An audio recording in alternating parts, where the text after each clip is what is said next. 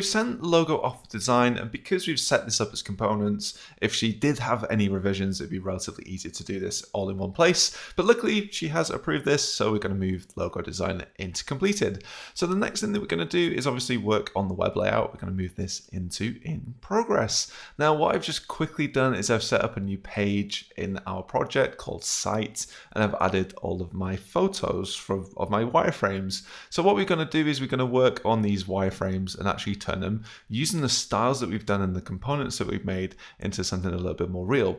So the first thing we're going to do is we're going to work on the home page, and we're going to basically make this header a component. And the reason for that is we want to have this header on every site. If we change the header on one page, it changes everywhere. Pretty useful. So I'm just going to move over here for now. I'm just going to leave this here. I'm going to make a new frame. So frame, and I'm going to make fairly big area here. Now, firstly, how wide do we go? It's a big question. Now, generally, I like to go somewhere around 1400. So 1400-ish. Now this is generally a good size of our page, just based on a kind of like web layout in general. So this is the kind of way that I'm going to think about this page. The next thing I want to do is actually add some kind of layout to this. Now, obviously most websites are centered in the middle of the page. If my browser was quite big, and it makes a lot of sense to just kind of contain things in the middle. So on this frame, I'm going to give it a name, of course, of home. This is the kind of home page. And what I'm going to do is add a layout grid. So I'm going to add this here. Now, by default, this is going to add a grid layout of 10 pixels. And you can kind of see if we zoom in, it's giving us this kind of like notebook style thing. Now, we don't want it to be a layout grid across and down. We want it to be a normal column layout. Now, the reason for wanting a normal column layout is we want everything to align on our site. So for instance, if we go back, we want our header to align with this section, which aligns with this section, which aligns with this and this and this. And it makes sense to kind of align things in a certain way because this is just good practice. Now, I've worked with designers in the past sometimes where they haven't used a grid and it's been a nightmare. This will actually help you with your web layout as well when we turn it into code. So we're going to just change this grid. And to change this grid, I'm going to click this pixel icon. And I want it to change from a default grid into a column grid. Now, here what we can do is pick how many we want. Now, I'm going to pick a 12 column grid. Why 12? Why not 13? Why not 10? Now, luckily 12 is a good number because it's divisible in lots of ways. It divides into 6, halfway across, divides into 4, divides into 3, divides into 2, and then into 1. So it's a nice round number, so we can basically attach as many columns and kind of lay out our sites in lots of different ways. Now, what I'm going to do is just change this from not being stretched to being in the center. And you can see here, this is kind of like a very thin layer. So what do I want to put my width and my gutters? So my width is the red lines going down the page, and my gutter is the gap between them. So I like to do this on a kind of 8 pixel way. So rather than it being 20, it's either 16 or 24, personal preference. So I'm going to do this as 24. Adds a bit of a gap. And my width, again, I like to do this in the same kind of way. Maybe something like 80-ish. Maybe that's a little bit too wide. Maybe I want to do something like 64, for instance, a little bit thinner. Maybe somewhere like 72. So that, for me, feels pretty good. So what I've got on this page is something to align to. This won't actually show in the final designs. I can turn it off. To turn it off, I can just press this I and it disappears. But this is something I want to kind of add to every single page on my site. So what I'm going to do first of all is, what color do I want this page? Like, do I want this on a white background? Do I want it on a black background? It's kind of up to me. What I can do is say, well, maybe I want this on a black background. So I can just quickly go to fill and fill it in with a black background. Now that does make it harder to see with my column grid, so I can just go and change it. So I'm going to go back, change the color to something else. Maybe it's too red. Maybe I want to make it darker or lighter. Maybe I want to kind of change the opacity so it's a little bit more filled in. So I can play around with some of these colors and add this stuff in. But this is kind of where the layout is going to sit and live on my website. Now, the first thing I want to add to this site is, of course, the logo. Now, at the moment, my logo, if I go back to assets, is in 2 parts. It's in logo and logo type. Now this I want to stay consistent as like a site logo.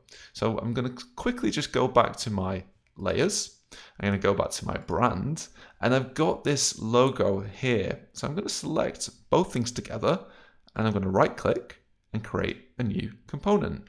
And this component is going to be called the site-logo.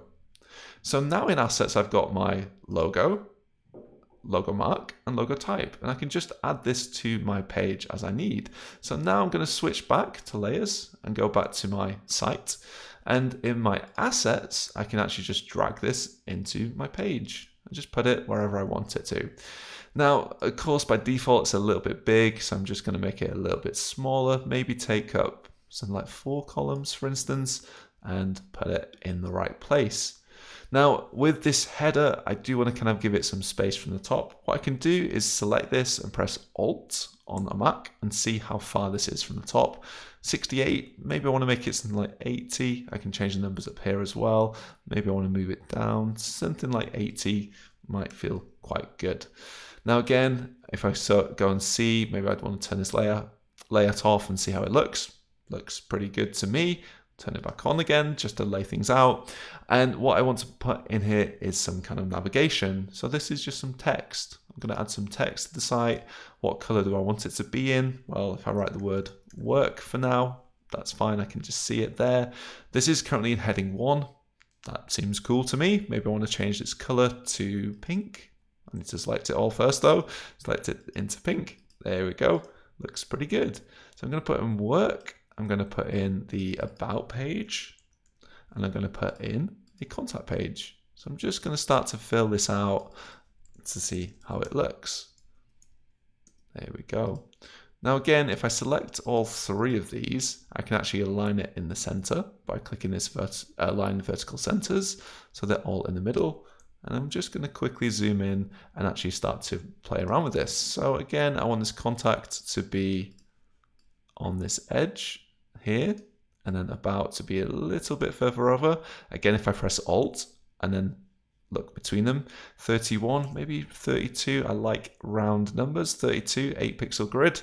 So again, I'm just going to move this over, and now it's on 32 between them, 32 between those. Now, of course, what I might want to do is say one of these is selected and the other one isn't. So again, I'm just going to turn off this grid just to see how it looks. Looks pretty good. Work maybe is going to be selected, so I'm going to select these 2 and turn them into white. So this is highlighted and these 2 aren't. Now what I might want to do is on the other side, on the other pages, is have this the other way around. So work goes from pink into white and about is highlighted instead. But this is going to be how my header is going to look generally. So because this is more general, I'm going to select all of this header. There we go. And right click. And I'm going to create a new component. And this component is going to be the site header.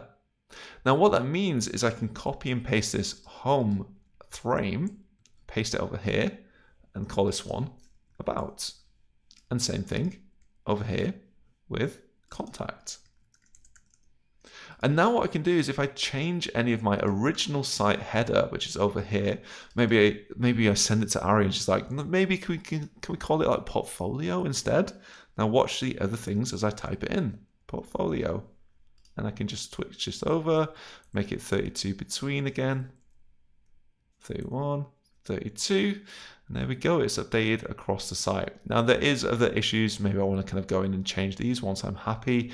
Once I'm happy, then I can actually go into these and I actually right click and I can detach instance. And what this will do is it will basically add this in as a frame, and I can change all of these internals. So white goes to pink and that goes to white. So this is just once I'm happy. I like to keep this as consistent as possible until the very, very end. So this is generally the last thing that I would do. So for now, I'm going to keep it as a component. But if you want to change these on these pages for now, you can do. So what I've got is a basic setup for my website.